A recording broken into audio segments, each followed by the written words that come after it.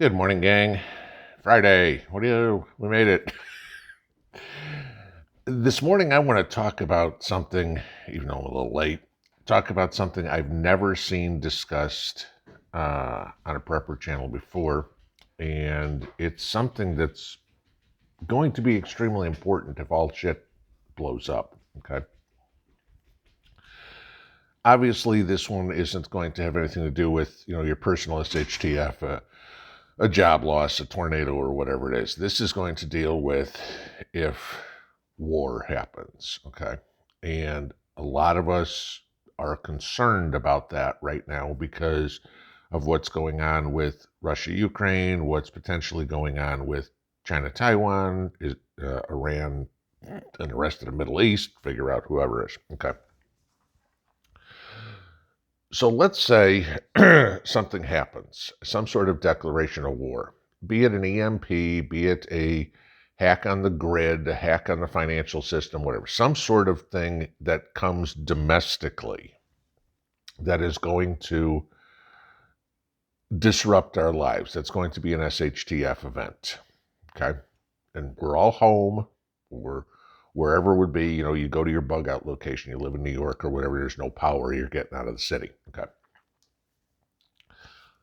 How are you going to identify friends or foes? Now, some of you may have lived your entire life in a real tight-knit, tiny community where you know everybody in town. Okay, that may cover 1/10 of 1% of the country. The problem is we get into an SHTF event and you're going to have nomads, people that are leaving New York, Boston, Chicago, Miami, wherever, and going somewhere. Okay? Shoot first and ask questions later is something that I wound up training tankers was not a good idea. Okay? Asking questions is a good thing. Okay? Dead men tell no tales. But in an SHTF event, how do you identify who the good guys are and who the bad guys are? Because eventually there will be boots on the ground. If somebody has the cojones to drop an EMP on us, or multiple, they're eventually coming here. It's not, oh, look, we just put the Americans out, or the Canadians or whoever would be, out of power, everything like that. Isn't this fun? Okay, no, there's further objectives.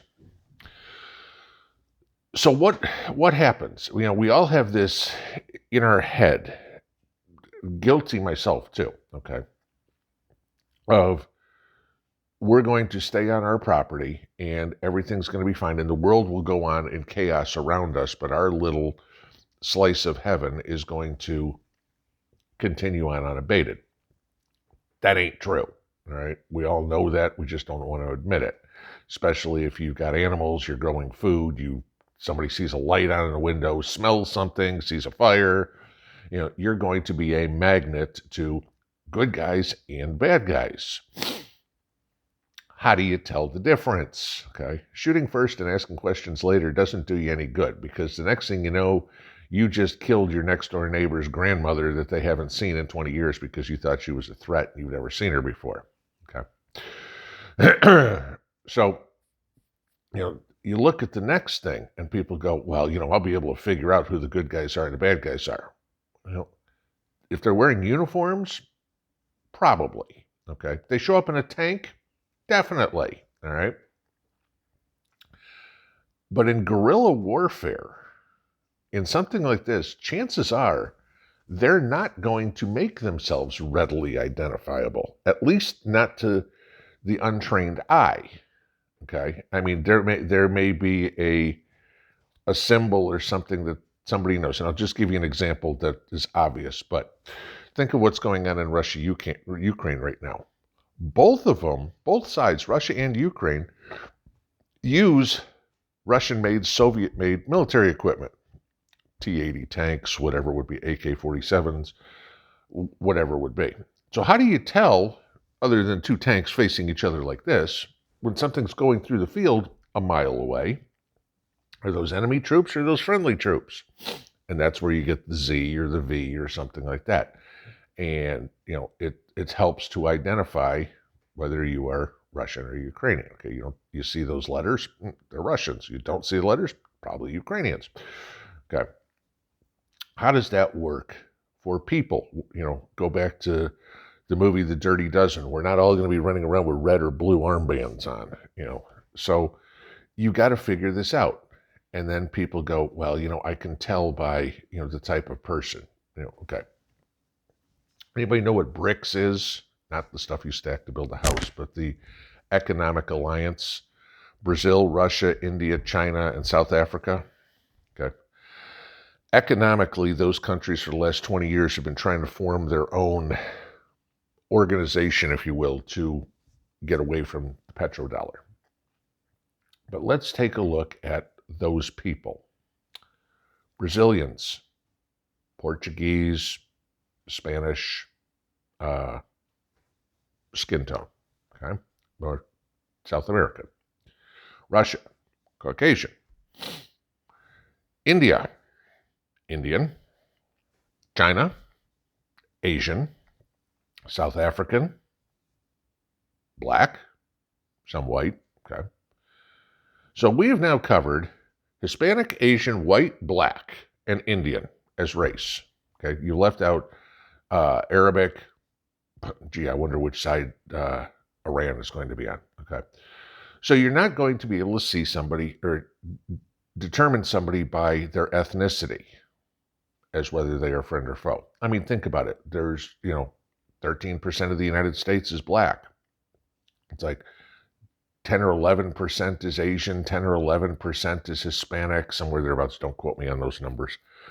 There's plenty of Hispanic Americans, Black Americans, Asian Americans, white Americans.